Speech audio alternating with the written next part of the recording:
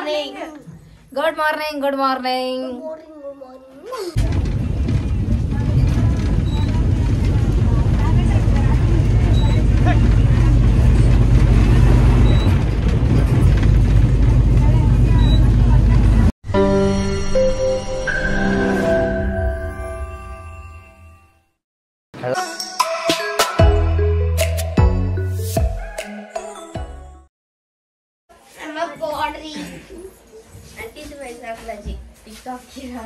Good morning, guys. Good morning, guys.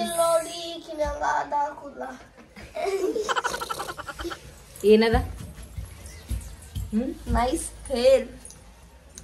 Hi hello good morning guys. 7ನೇ ದಿನದ ಲಾಗ್ಗೆ ಸ್ವಾಗತ ಸುಸ್ವಾಗತ. ಈ ರೇಸ್ ಮಂದಿ ನಿಂತಾರ ನೋಡಿ. Hi good evening. Good morning. Good morning. Good morning.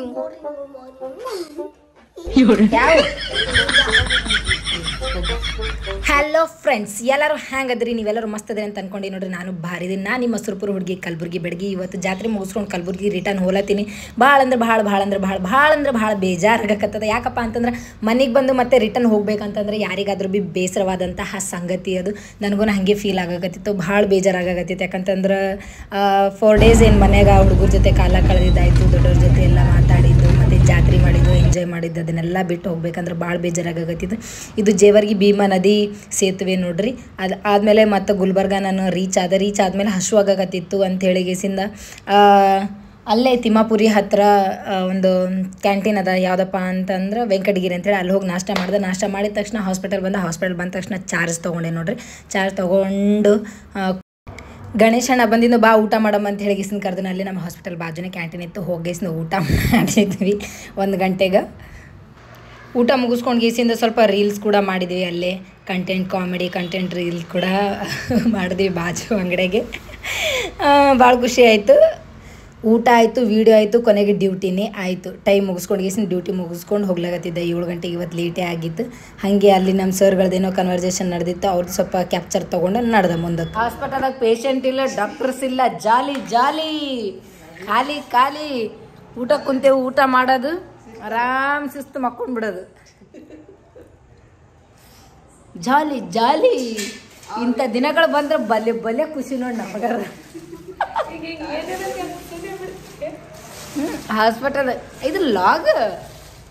ಹಾಸ್ಪಿಟಲ್ದಾಗ patient ಇರಬಾರ್ದು, ಡಾಕ್ಟರ್ಸ್ ಇರಬಾರ್ದು, ಬರೀ ಸಿಸ್ಟರ್ಗಳು ಗುಡುಗುಡು ಅಂತ ಉಳ್ಯಾಡ್ಬೇಕು. ಅವಾಗ ಹೆಂಗಿರ್ತಂದ್ರೆ ಜಾಲಿ ಖಾಲಿ ಬರೀ ಊಟ ಮಾಡತ್ತಿದ್ದೇವೆ ನಾವೆಲ್ಲ ಸ್ಟಾಫ್ ಕಲ್ತು. ಹಾಯ್ ಹಲೋ ಆಂಟಿ, ಜಾಲಿ.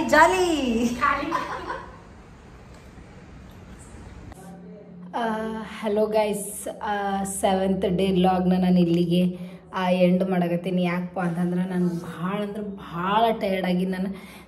ಯಾಕಂದ್ರೆ ನಾನು ಎಲ್ಲ ಲಾಗ್ಸ್ಗಳ್ದಾಗ ನೋಡಿರ್ಬೇಕು ನೀವು. ನಾನು 2 ದಿನ 3 days ಊರಾಗಿದ್ದೆ. ಏನಾಗ್ಯದಪ್ಪ ಅಂತಂದ್ರೆ ಅಕ್ಕ ಅವ್ರ ಮನೆ ಕಟ್ಟೋ ಸಲುವಾಗಿ ಅವರು ಹಳಿ ಮನೆ ಮ್ಯಾಲಿತ್ತು. ಒಂದು ಮ್ಯಾಲೆ ಶಿಫ್ಟ್ ಆಗಿದ್ರು ಅವರು.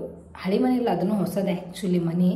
ಅದನ್ನು ಕಟ್ಟಿ ಒಂದು 4-5 ವರ್ಷ ಆಗ್ಯದ ಅಷ್ಟೇ. ಅದನ್ನು ಯೂಸೇ ಮಾಡಿಲ್ಲ ಅವ್ರು. ಯಾಕಂತಂದ್ರೆ ಕೆಳಗಡೆನೇ ಇದ್ರು, ಮೇಲೆ ಕೆಳಗೆ ಅವ್ರು ಓಡಾಡಲ್ಲ.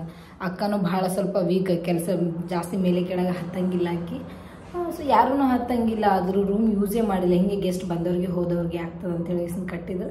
ಇವಾಗ ಅವರು ಹೊಸ ಮನೆ ಕಟ್ಟೋ ಸಲುವಾಗಿ ಎಲ್ಲ ಹಳೆ ಮನೆ ಬೀಳಿಸ್ಬಿಟ್ರೆ. ಸೊ ಮ್ಯಾಲೆ ಶಿಫ್ಟ್ ಆಗಿದ್ರಲ್ಲ, ಮ್ಯಾಲೆ ಕೆಳಗೆ ನಾವು ಏನು ತರಬೇಕಂದ್ರೆ ಮ್ಯಾಲೆ ಹೋಗ್ಬೇಕು, ಏನು ತೊಗೊಂಡು ಇದು ಮಾಡ್ಬೇಕಂದ್ರೆ ಕೆಳಗೆ ಬರಬೇಕು, ಏನು ಬೇಕಂದ್ರೆ ಮ್ಯಾಲೆ ಹೋಗ್ಬೇಕು, ಮ್ಯಾಲೆ ಹೋದ್ಮೇಲೆ ಕೆಳಗೆ ಬರಬೇಕು.